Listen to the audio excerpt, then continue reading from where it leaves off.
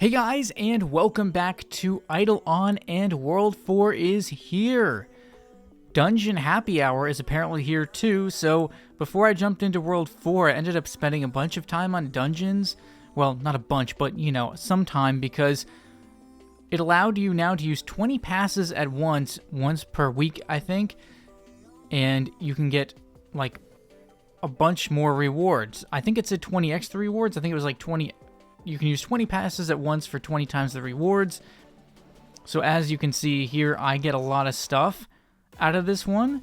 I went from like 6,000 credits to like 9,000 some credits. So that was quite a lot of rewards. And honestly, this is very good because I had, as you can see, I had like almost 600 dungeon keys. So definitely needed something to do there.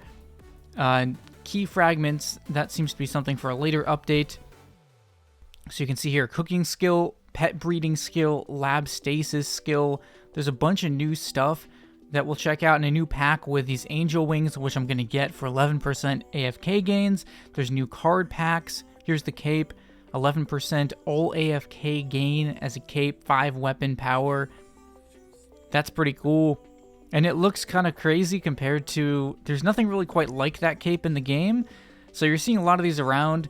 And I need a gem to unlock World 4, the portal. So I'm going to have to go back and beat Shizor again, is what I'm thinking.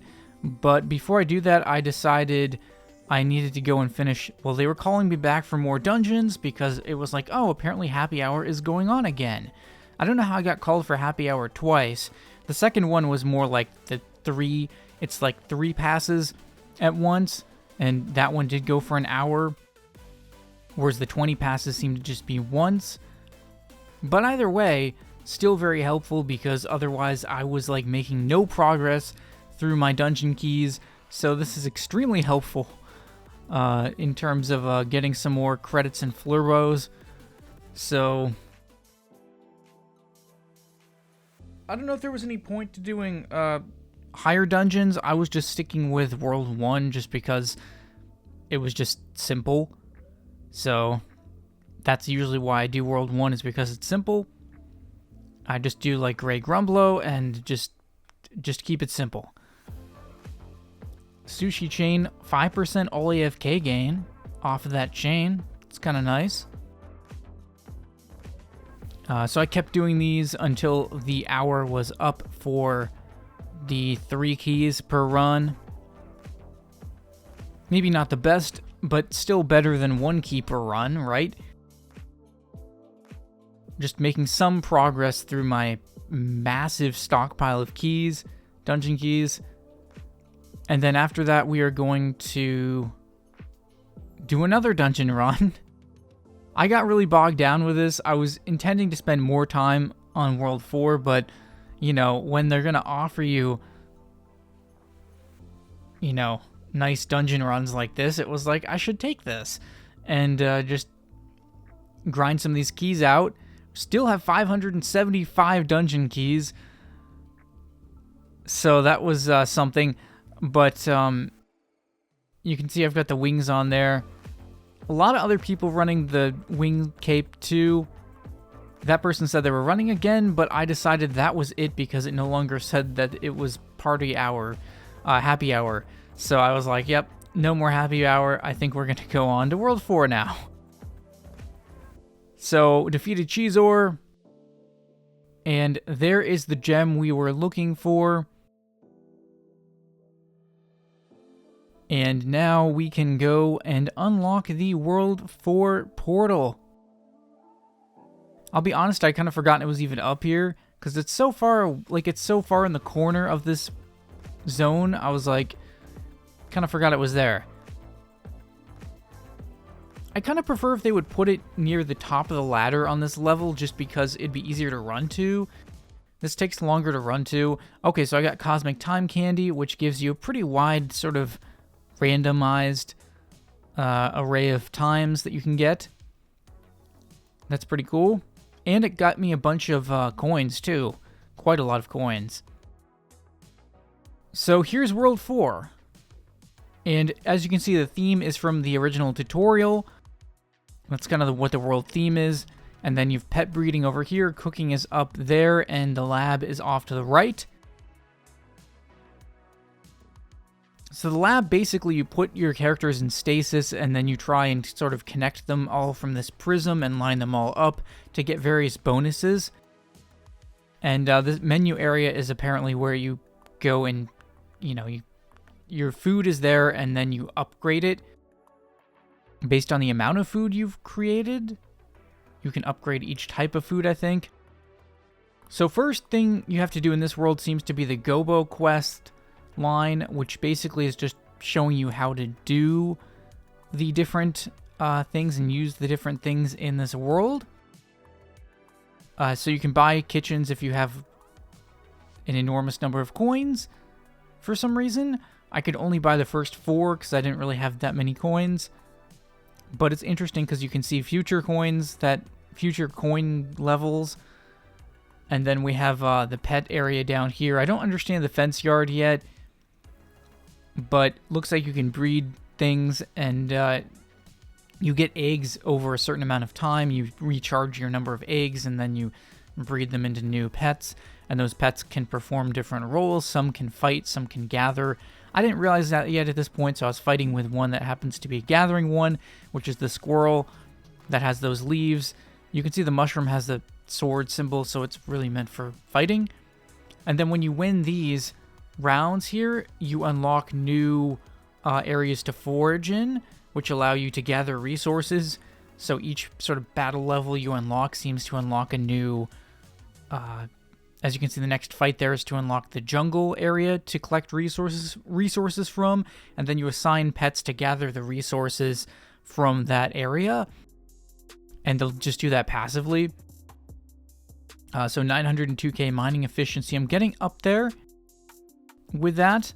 I've been making some good progress there. I just was checking because I'd upgraded one of the stamps, so I was seeing where I was at with that. I could probably almost do the luster now, which is the green thing beneath the void, but I don't know what you craft with that, so might not do that quite yet until I know what I'm going to use it for. But I guess it gets used in alchemy? I don't know. So let's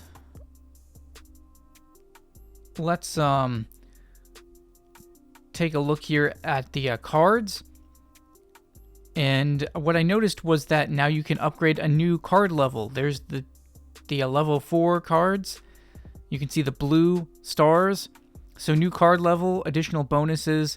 If you already have surplus cards, it basically automatically upgraded you to level 4, which is pretty nice. So people who've been card collecting like crazy it's gonna really pay off here.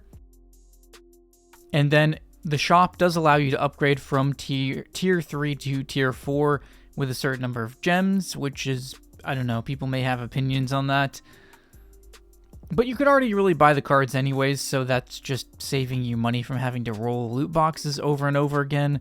So I think it's probably a good thing. So you can see I already had a number of ones that were actually at tier 4. And they provide additional bonuses, some of them which are quite nice. But some of them weren't that huge. So, yeah, I'm going to be opening some card packs from the new world for sure. Just to show you guys, and just because it's fun. So, I think that's going to be interesting. But yeah, in some ways, that's a lot of new content to have a whole new tier of cards, especially for people who like to grind cards and are grinding them manually. In large part, like, that's going to be a lot of new stuff for people to do. So it should be fun to try and see if I can collect all of the level 4 cards. I still have a lot to go, especially in, for example, hard resources. And then dungeons, mostly because I've only done World 1 pretty extensively. So most of those others came from, like, card packs. But I don't think I want to open them all with card packs. So we'll see how it works and see what I need to do. So checking out the lab a little bit. And like I said, you have to connect, basically you have to upload your characters in here, and then they have to stay in the lab to gain the XP, it seems. It's the same way with cooking, you have to actually stay there to gain the XP and then AFK there. And once you're in this stasis mode, you can line up these players to gain different bonuses. You connect them off of the prism, and you can sort of line them up together. I didn't realize this in this particular video, but you know, you can line them up sort of in a line going to different angles, and then if the prism light hits the different spots, then you get the different bonuses. However, the downside, of course, is the fact that you have to leave your characters literally AFKing in this thing in order to get these bonuses. So I'm like, well, the first bonus was some amount of damage. You know, it's like 7% damage, or like 1% for each character, I think, maybe. But the problem is, like, that's not really worth having them all just sit in there for, you know what I mean? So I'm wondering what exactly the actual way to do the lab is. Still trying to figure that out.